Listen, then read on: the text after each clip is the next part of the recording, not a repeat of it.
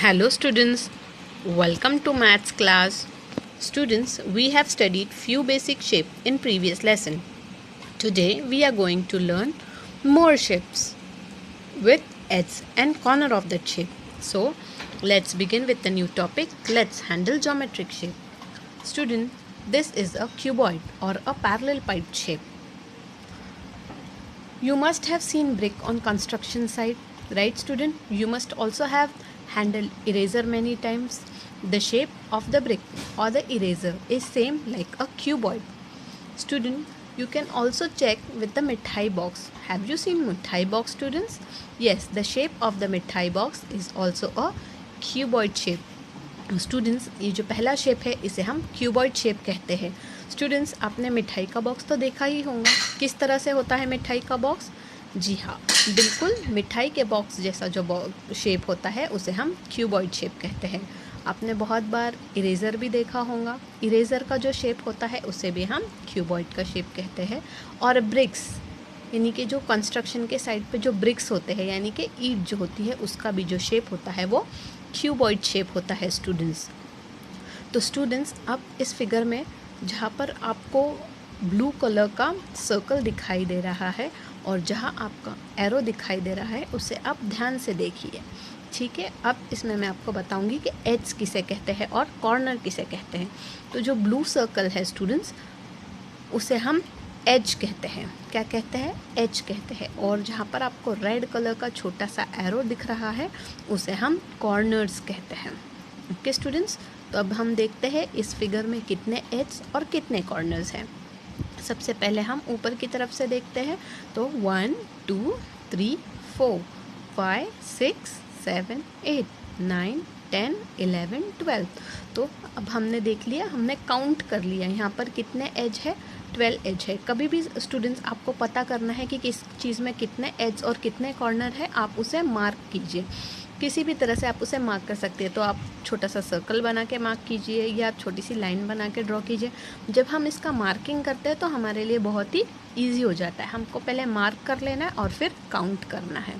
उसी तरह से कॉर्नर देखिए, ऊपर की साइड में 4 कॉर्नर्स है. 1 2 3 4 और नीचे की तरफ में 5 6 7 8. तो देखा, इस फिगर में हमारे पास 12 एजेस है और 8 कॉर्नर्स है.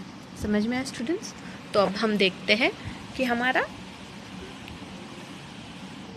यहाँ पर एक क्वेश्चन है हमें स्टूडेंट्स. मान लीजिए ये बॉक्स जो है, ठीक है, मान लीजिए मिठाई का बॉक्स है आपके पास.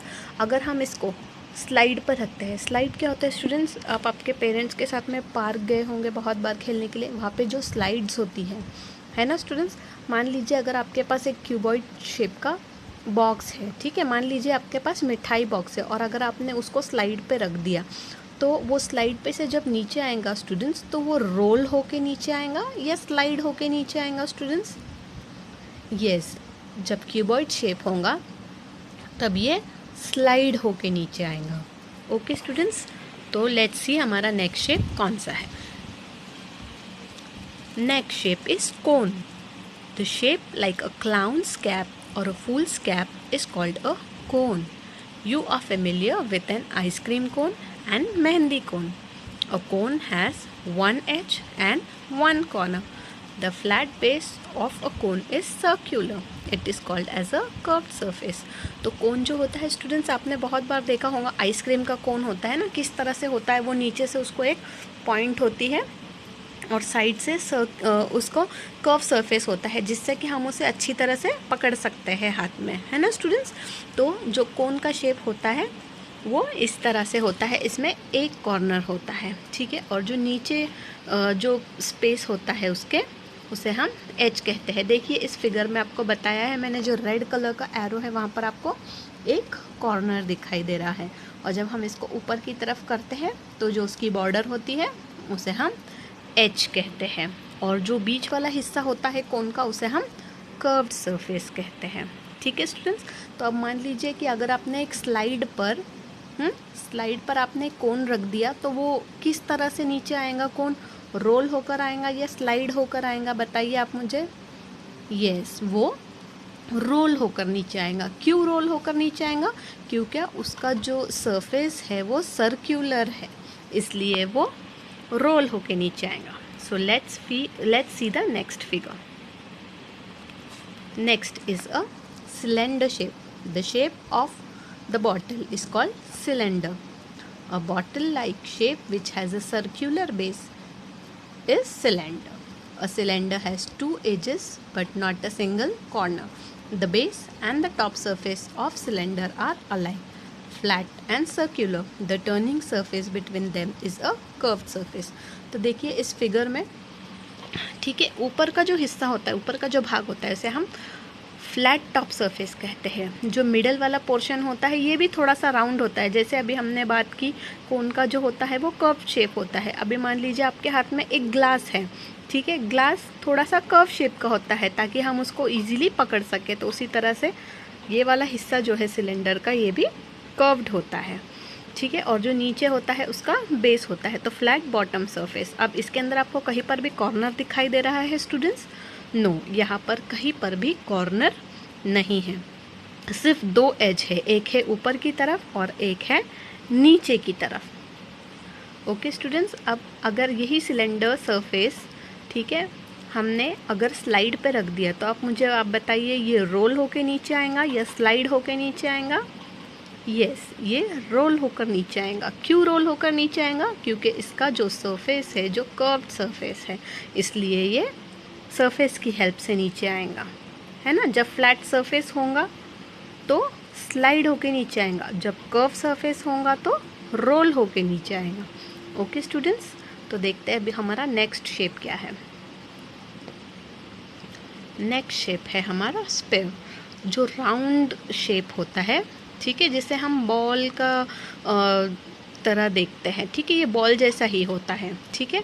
इसके कोई भी एज और कोई भी कॉर्नर्स नहीं होते हैं, ना ही इसे कोई फ्लैट सरफेस होता है, ठीक है. अगर हम इसे रखते हैं कहीं पर भी तो ये इधर उधर घूमने लगता है ना, कंटिन्यूसली घूमता रहता है. अगर हम इसको स्लाइड के ऊपर रखेंगे तो ये वहाँ पर रुक सकता है क्या? नहीं, वो रोल होकर नीचे आएगा. क्यों? फिर से इसका कर्व्ड सरफेस है, इसलिए इसमें कोई भी एजेस और कोई भी कॉर्नर्स नहीं होते हैं. तो स्टूडेंट्स, इस लेसन में हमने 4 तरह के शेप्स देखे हैं, ज्योमेट्रिक शेप. कौन से देखे हैं हमने ज्योमेट्रिक शेप, आप बताइए? यस, फर्स्ट वाला हमने देखा है क्यूबॉइड. सेकेंड शेप हमने देखा है कोन. थर्ड शेप हमने देखा है सिलेंडर. फोर्थ शेप हमने देखा है स्फीयर. तो आइए स्टूडेंट्स, अब हम एक छोटी सी एक्सरसाइज कर लेते हैं. Which of the following object will slide and which one will roll. अब आपको ये पिक्चर दिखाई दे रहा है आपके स्क्रीन पर. आपको सेम इसी तरह से आपके नोटबुक में ड्रॉ करना है, ठीक है. और इसके साइड में आपको लिखना है ये ऑब्जेक्ट जो है यहाँ पर दिया हुआ, ये स्लाइड करके नीचे आएगा या रोल करके आएगा. फर्स्ट है फुटबॉल, सेकंड है बुक, थर्ड है बॉटल और फोर्थ है बेलन, जिससे आपकी मम्मी रोटी बनाती है. तो अभी आप मुझे इसमें आंसर लिखकर सेंड करेंगे जल्दी से कि ये स्लाइड होगा या रोल होगा. आपको ये ड्रॉ करना है बॉक्स बना के, इसी तरह से जैसे मैंने आपको बताया है. ओके स्टूडेंट्स, अब चलते हैं हमारे नेक्स्ट क्वेश्चन की तरफ. Observe and write how many edges and how many corners. तो स्टूडेंट्स, शेप के साथ साथ हमने और क्या क्या देखा इस लेसन में कि एज और कॉर्नर किसे कहते हैं और कैसे काउंट करते हैं. अब आप मुझे इन सब चीज़ों का आंसर बताइए. फर्स्ट पिक्चर है कंपास बॉक्स का. अब आप आपका जल्दी से कंपास बॉक्स ले लीजिए और उसके एजेस और उसके कॉर्नर्स काउंट करके इसमें आंसर लिख दीजिए. नेक्स्ट है कोन, थर्ड है बैटरी और फोर्थ है फुटबॉल. तो अभी आपको इसी तरह से आपके बुक में इसे भी ड्रॉ करना है, ये ऑब्जेक्ट्स भी आपको ड्रॉ करने हैं और आपको नीचे लिखना है कि ये ऑब्जेक्ट्स में कितने एज है और इसमें कितने सारे कॉर्नर्स है.